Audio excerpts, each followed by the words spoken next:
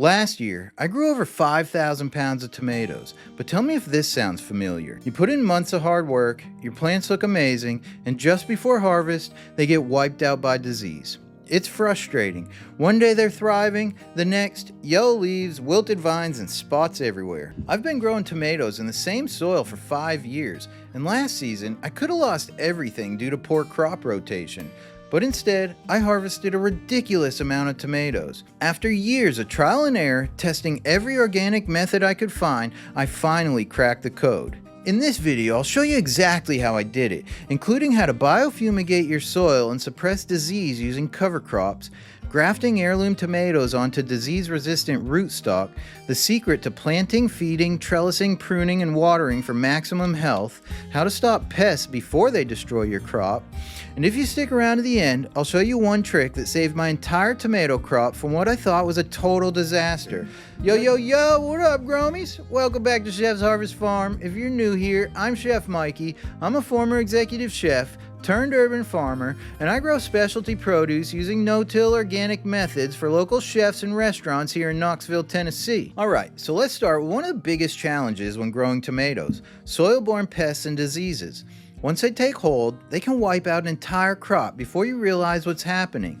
And after growing tomatoes in the same high tunnel for 5 seasons in a row, I knew I was pushing my luck. When we pulled out the previous year's tomato plants, we found root knot nematodes. At this point, most growers would rotate their crops. But I need to grow tomatoes here again. This is my most valuable space for tomatoes. It keeps the rain off the leaves, I can install shade cloth, it's perfect for trellising, but I couldn't risk losing my entire crop to disease. So I had to figure out a way to eliminate soil-borne pests and disease without rotating crops, and that's where mustard cover crop comes in. Now, conventional growers use chemical fumigates to sterilize the soil and kill off pests before planting, but using mustard cover crops for biofumigation, when done right, can be just as effective without synthetic chemicals. Here's how it works. Mustard plants contain natural compounds called glucosinates. When the plants are chopped up and broken down, they release a gas similar to commercial fumigates that help suppress soil-borne pests and diseases. Normally, this process requires tilling mustard into the soil, but I wanted to see if I could get the same benefits without disturbing the soil, and based on the results, I'd say this no-till approach worked better than I expected. Here's exactly what I did.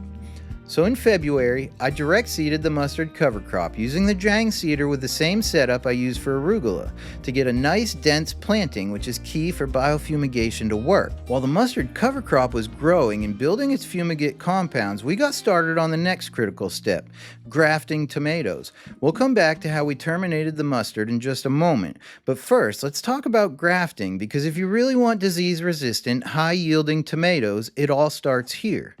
When grafting tomatoes, you need to plant double the amount of seedlings. Why? Because we're about to do something that sounds completely nuts. We're going to cut the tops off perfectly healthy tomato plants and fuse them onto plants that would never produce fruit. I know, it sounds insane, but this is actually one of the most powerful techniques for growing disease-resistant, high-yielding tomatoes, and if you do it right, the results are unreal. Here's how it works. We're combining 2 different types of plants. One variety is bred specifically for disease resistance, but doesn't produce edible fruit. That's our rootstock. The other is the variety we actually want to grow, like our Cherokee Purple heirloom tomatoes and cherry tomatoes. Now we're doing this for indeterminate tomatoes, which keep growing and producing fruit for months on end, sometimes an entire season. But the longer they grow, the more vulnerable they become to soil-borne diseases like Fusarium, Verticillium, and nematodes. That's where grafting comes in. By giving these tomatoes a disease-resistant root system, we keep them healthier for the long haul, leading to stronger plants, higher yields, and longer harvest windows. This wouldn't be as beneficial for determinate tomatoes, which grow all their fruit at once. But for indeterminate varieties, grafting extends their productivity and keeps them thriving even in a high disease pressure environment. For the rootstock, we use DRO 141TX from Johnny's Selected Seeds because it's resistant to corky root rot, Fusarium wilt, Verticillium wilt, nematodes, leaf mold, tomato mosaic virus, and more. We start about 100 of each variety in 72 cell trays using Vermont Compost Fort V potting soil. And let me tell you, this stuff is worth every penny. I've tested nearly every potting mix out there, and Vermont Compost eliminates the need for extra fertilizers while seedlings are growing. Links to purchase are in the description. We kept the trays moist, placed them on a heat mat under grow lights in my basement grow room. Use code Chef Mikey for 10% off all AC Infinity indoor grow gear at acinfinity.com. Now, once the seedlings were strong enough, it was time for the actual grafting process. The seedlings were about 3 to 4 weeks old, standing around 4 inches tall, the perfect size for grafting. Now this is the part that always feels a little crazy. We're about to perform plant surgery. I took a sanitized razor blade and I made a clean 45-degree cut across the stem of every single rootstock plant, slicing the top right off. The first time you do this, it feels wrong, cutting a perfectly healthy tomato plant in half.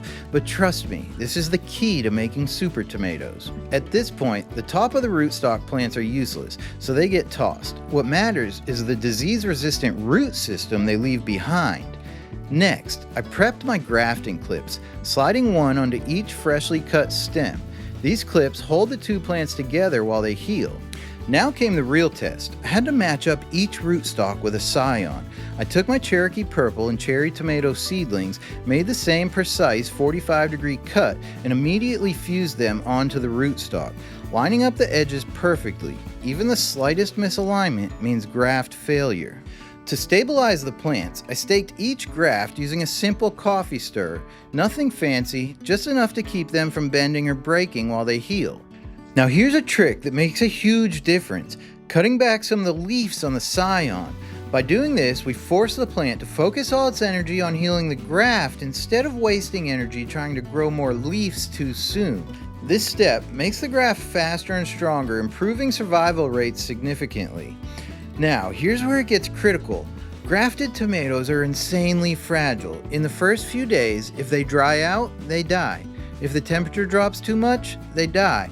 If they get too much light, they die. So immediately after grafting, I place them under a humidity dome on a heat mat, keeping the humidity at 80 to 100% and the temperature steady at 75 to 80 degrees Fahrenheit. I also kept a spray bottle on hand, misting inside the dome to maintain moisture. For the first 3 to 4 days, the graft stayed completely sealed off. No airflow, no direct light, nothing. The plants are basically in ICU, just trying to survive. After that, I slowly introduced airflow, cracking the dome open just a little each day to toughen them up. If you rush this step, the plants will go into shock and they'll collapse.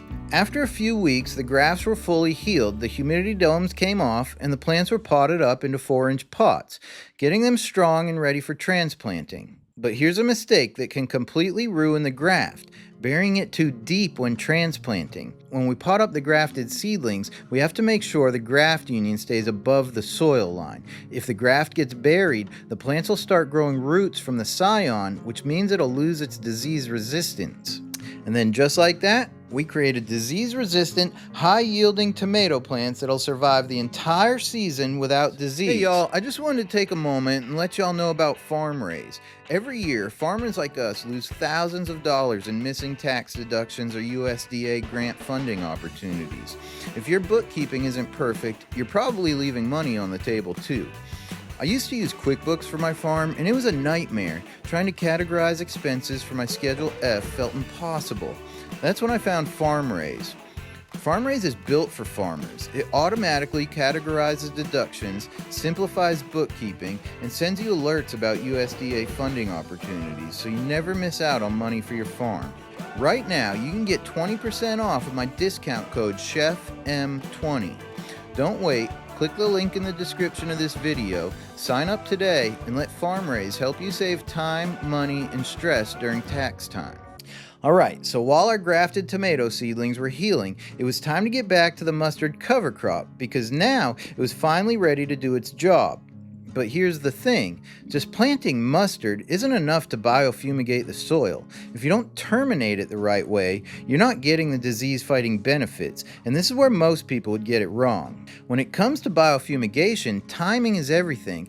Ideally, you would want to terminate the mustard right before it flowers, because that's when its disease-fighting compounds called glucosinates are at their highest. Here's exactly how I did it. First, I removed all the drip lines to clear the space. Then, instead of tilling, I used a push lawnmower to knock the mustard similar to crimping, but with the added benefit of chopping up the leaves and stems to release the glucosinates. This step is crucial because when mustard cells are crushed, they release an enzyme that reacts with the glucosinates to produce isothiocyanates, or ITCs, the same compounds in commercial soil fumigates. ITCs are what actually suppress soil-borne pests and diseases like root knot nematodes, fusarium wilt, and verticillium wilt. I made sure to mow everything in one direction so the plant material laid flat and uniform, making the next steps much easier. Now, just mowing isn't enough. To fully activate the biofumigation process, we need moisture and containment.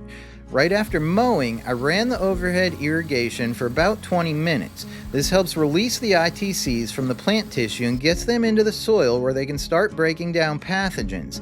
Next, we measured out the beds using wooden stakes and tomato twine to keep everything straight and organized. Then, we immediately covered the beds with about 6 inches of compost and laid down 6 inches of wood chips in the walkways.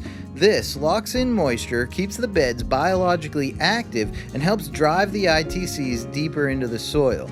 After that, I ran the irrigation one more time for about 30 minutes. This is key because you want everything nice and wet under the tarp to help the mustard decompose and fully release its biofumigant compounds. The final step is crucial. Right after watering, I covered everything with a silage tarp. This is what traps the ITCs in the soil, allowing them to penetrate deep enough to suppress disease. Then, I closed up the high tunnel to keep the heat and humidity high, creating the perfect conditions for the chemical reactions to take place. Warmer temperatures speed up the breakdown of plant material, making the fumigation process even more effective. And just like that, the beds were fully biofumigated and ready for our grafted tomato transplants. Now, whenever I plant tomatoes, I always interplant them down the middle of the bed. This isn't just about spacing, it's about maximizing my profitability. Tomatoes take about 2 months of vegetative growth before they even start producing fruit. That's 2 months of labor, staking, and trellising without a single harvest. So instead of just waiting, I interplant a faster growing crop like lettuce or beets alongside the tomatoes. This allows me to harvest and sell an additional crop while the tomatoes are still getting established. Then, just as those quick-growing crops are harvested, the tomatoes kick into full production, keeping a steady income stream from the same bed. For transplanting, I use one of the easiest time-saving tools, a bulb auger and a drill. This creates a perfect planting hole without having to dig by hand. I space my tomatoes at 18 inches apart in a single row down the center of the bed. This gives them enough airflow and room to grow while still maximizing my production in the high tunnel. Once the hole is made, I add a handful of compost along with some optional dry amendments like the Neversink blend and a tablespoon of azomite for added minerals. Then, I simply drop the tomato seedling into the hole, being extra careful not to bury the graft. Now here's something important. If you're planting grafted tomatoes, you absolutely cannot bury the graft. The graft must stay above the soil or the plant will start growing roots from the scion, losing all its disease resistance. But if you're planting non-grafted tomatoes, I actually recommend the exact opposite. Plant them as deep as possible. Tomato stems naturally produce roots when buried, so the deeper you plant, the stronger the root system will be. You can do everything right, fertilizing, pruning, staking, but if you mess up watering, your tomatoes will crack, split, and rot before you even harvest them. That's why in all of my high tunnels and even out in the field, I have both overhead and drip irrigation installed.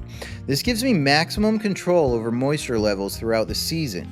We recently had water lines installed into the garden, so I'll be doing a full irrigation setup video soon, so stay tuned for that. For the first couple of weeks, I use overhead sprinklers to help young transplants establish strong roots. During this vegetative state, they actually prefer higher humidity. But once they start to develop significant foliage, I stop using overhead watering completely, because at that point, wet leaves equals disease and pest problems. So from that point on, I only use the drip system to keep the soil moist without soaking the leaves. Now, once your tomatoes start producing fruit, consistent watering is everything. Here's the rule: underwater rather than overwater. If you flood your plants once they have mature fruit, you'll see cracked, split tomatoes that are much harder to sell or eat. That's why I run my drip system for 30 minutes a day during the peak of summer, but this will vary based on your climate and soil. The key is consistency. And here's where most growers get caught off guard. Just as your tomatoes start producing, summer heat can stress them out, making them less productive. That's why I always pull large shade cloths over my high tunnels. Tomatoes love heat, but too much direct sun stresses them out. And more importantly, shade cloth prevents sun scald. That's when the sun literally cooks the fruit while it's still on the plant. It turns white, blistered, and once that happens, the tomato is ruined. So keeping the plants cooler, shaded, and properly watered means bigger harvests and higher quality fruit. Over the years, I've tried just about every trellising method out there. Some were a nightmare to manage, others seemed great at first until they fell apart mid-season. But after all that trial and error, I finally found a system that's fast, efficient, and actually works long term. For all of my high tunnels, I use what's called the clipper system. It's hands down the best trellising method I've ever used. Here's how it works. I have heavy gauge wire installed above the middle two rows in all my high tunnels. From that wire, I hang another heavy gauge wire with a hook. So basically, it's connected to the same wire on the top. And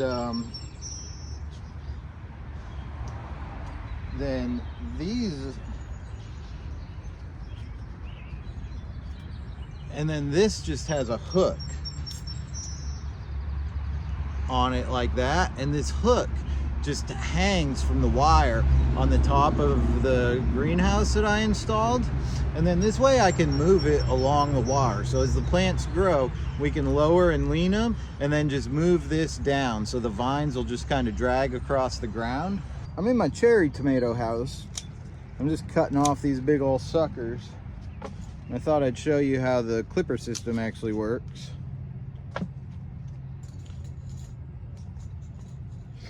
So I just take like the bottom clip, so it's got two clips, and this wire is hanging from a wire that I have installed on the top of the greenhouse.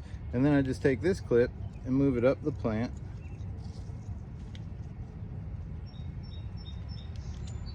Like that. And then I'll take this one. Move that guy up here. And then that's what holds my tomato plant up.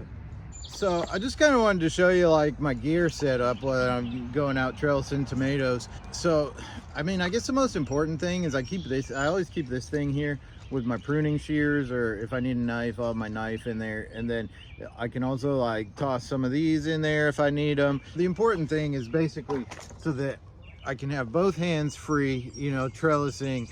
I can reach right here to grab my shears and put them right back without really like bending down to put something on the ground or in my pocket or whatever. So it's always important that I have something like this. I've also used like aprons with pockets in the front.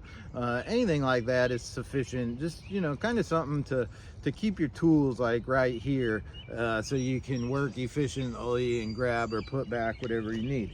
We're using these clips to for the clipper system where we tie the string, and then these clips pinch the string right there, and then that can go around the tomato, and then you clip that in, and this is what holds it up until we get to either the trellis netting or to the clipper system wire. And then once we get past the string, I use these donuts, right? So this is what the clipper donuts look like, and so this part goes around the plant, and then that part like squeezes the wire, and then it holds it on place. You see what I'm saying? And then that's what holds the plant up using this. And then once I get these all installed, I only need 2 of these per year. So once they're on every plant, then I don't really need them anymore. These are like a one and done installation thing, and then I'm done with it. And so it won't be typical that I'm bringing these along with me. So I just bring my bucket with me so I can prune like this, you know, and trim off my suckers right into my bucket that's right below me. I got my pouch here so I can stick it in, and then I got my clips right here and my shears right here basically. Once the plants are trellised, the next critical step is pruning. If you skip pruning, your plants turn into a dense jungle, leaves everywhere, no airflow, fruit hidden where you can't even reach it, and worst of all, that kind of mess is a breeding ground for pests and disease. All right, so hopefully y'all can kind of see in here with me. These are my big beef tomatoes. You can see they're starting to grow some tomatoes. I'm pretty excited about that. I don't know. It's probably like 3 or 4 weeks away before they'll actually be ready. Now you can see how this guy, he's already been trimmed up a little bit. You can see where we cut leaves off of here and the sucker from right there. So I clean up all the foliage on the bottom of the plant up until the first fruit set, and this just really frees up airflow around the bottom of the plants to help prevent diseases and pests, because the pests are all going to hide under like bushy leaves. You know, if there's nowhere for them to hide, then you're eliminating all the pests.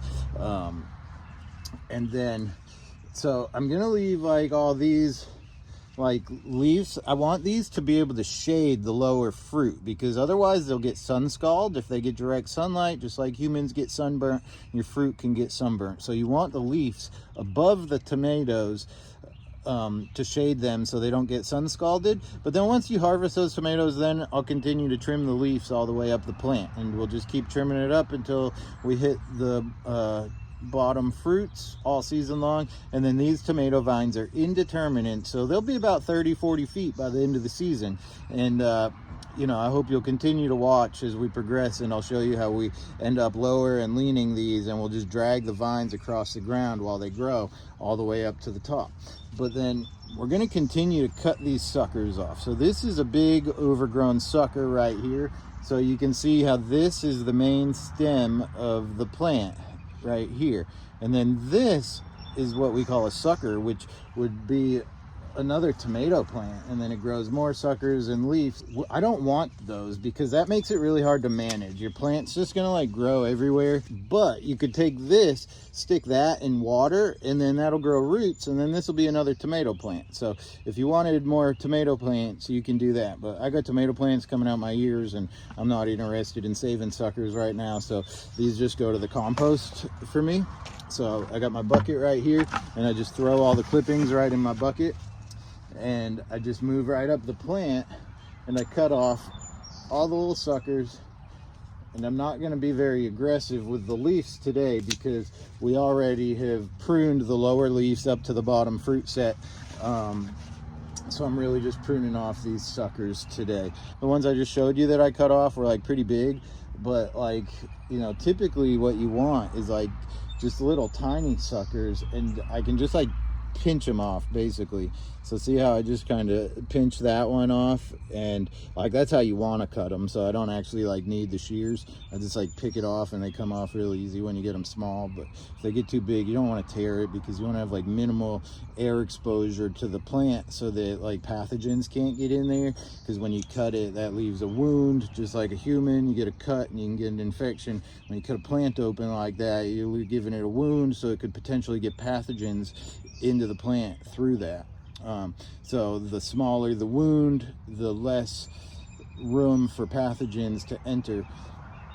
So if you can get them when they're really small and just pick them off like that, that's the most ideal way to take your suckers off rather than cut them. But these are really overgrown. I'm gonna have a lot of cutting to do ahead of me today, and that's okay. This is part of it. I mean, this is like 5 days since we last did this, so I mean, they get big fast. I mean, it's something you got to do kind of every couple of days. So now I'll just set up the camera. I'll show you how I shimmy down the whole bed. Even if you trellis and prune perfectly, one thing can still destroy your tomatoes: pests. When the plants are young, they're the most vulnerable to aphids, whiteflies, and thrips.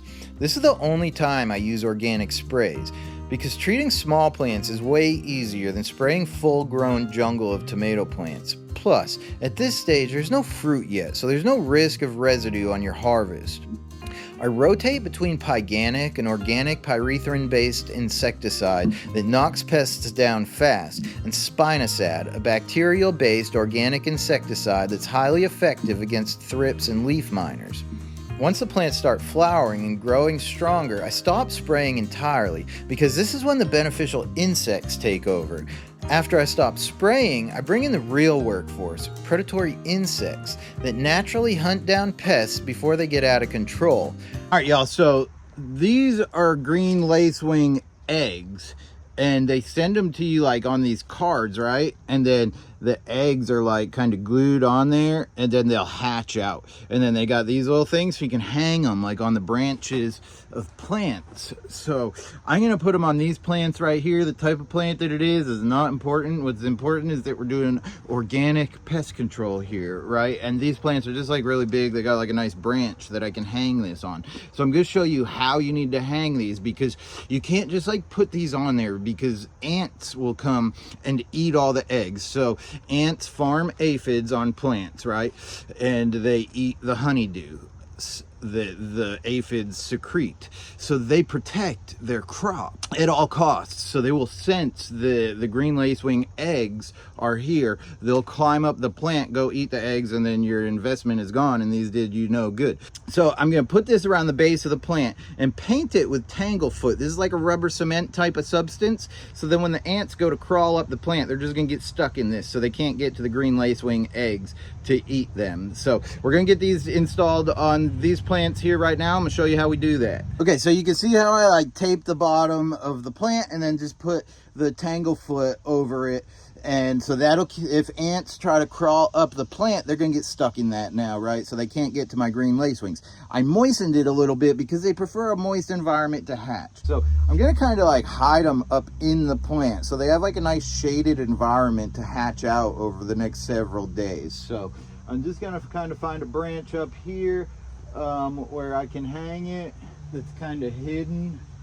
Okay, and then these are the assassin bugs. So you can see how they're like hatching out, and these are another type of predatory insect that just eat pests in all types of stages. So I'm going to hang one of these on each on each of these plants also with the green lacewings, and then we're going to go hang them in some other places. To keep my tomato plants producing strong all season, I don't rely on heavy fertilizers. I just top dress with compost about halfway through the season. Now, if you don't have access to the same high quality compost that I do, you might need to side dress with some additional nutrients like bone meal that's high in phosphorus and supports root and fruit development, feather meal or blood meal that adds nitrogen if the plants look pale, azomite or rock dust provides micronutrients that boost overall plant health. Check the links in the description for these products.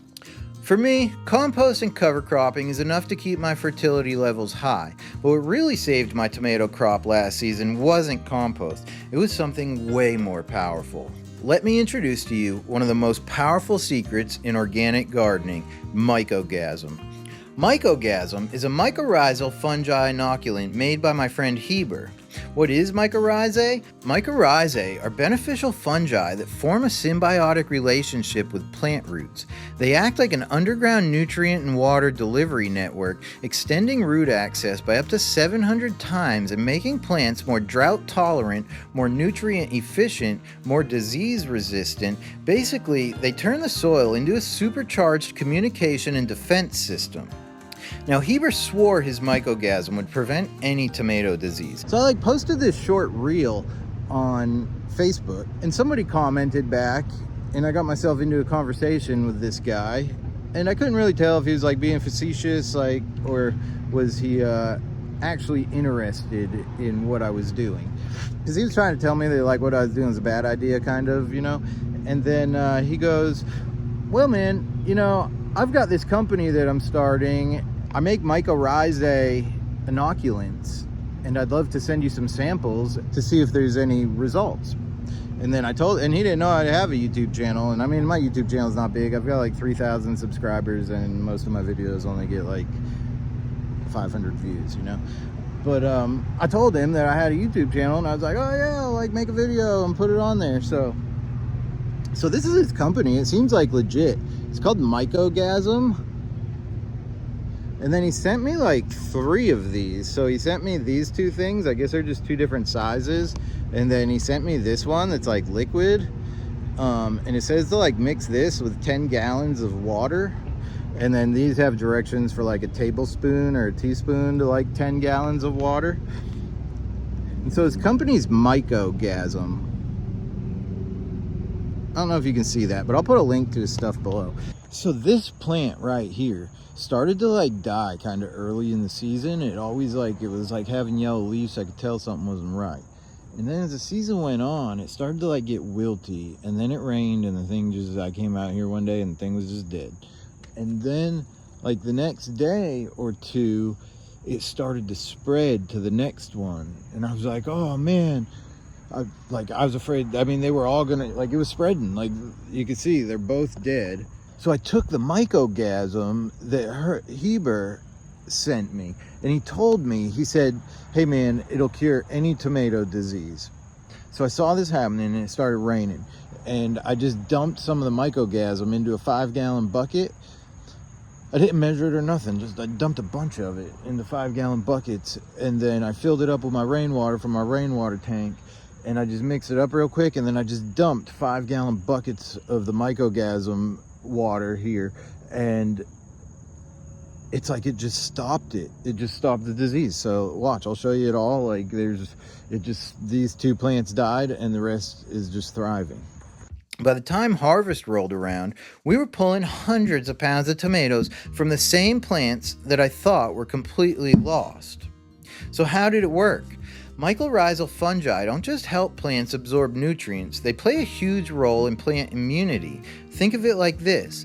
Plants can't move, so they rely on chemical signals to communicate. When a plant gets infected, it releases distress signals through its roots. If that plant is connected to a mycorrhizal network, those signals spread underground, warning neighboring plants that an attack is coming. The plants then activate their natural defenses before disease even reaches them, strengthening cell walls, producing antifungal compounds, and priming their immune systems to fight off the infection.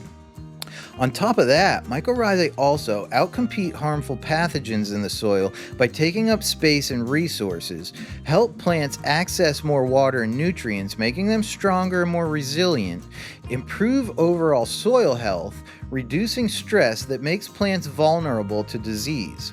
After that near disaster, I'm convinced it's one of the most powerful defenses against disease, and now I'm going all in. I already soaked my garlic in it before planting, and now I'm going to start bottom watering my seedlings with it. Plus, I'm planning side-by-side trials with my lettuce, so if you're not subscribed, make sure to hit that subscribe button so you don't miss out. So after years of trial and error, I finally dialed in a system that kept my tomatoes thriving all season long. By combining biofumigation, grafting, and mycorrhizal inoculants, along with smart pruning, trellising, and pest control, I was able to grow huge disease-free harvests in the same soil without rotating my crops. This year I'm keeping it simple. I'm only growing cherry tomatoes, grafting and inoculating with mycorrhizal. Since I got the root knot nematodes under control, I don't need biofumigation this time around. But the same principles still work. And now you've got everything you need so you can do it too. Thanks, y'all.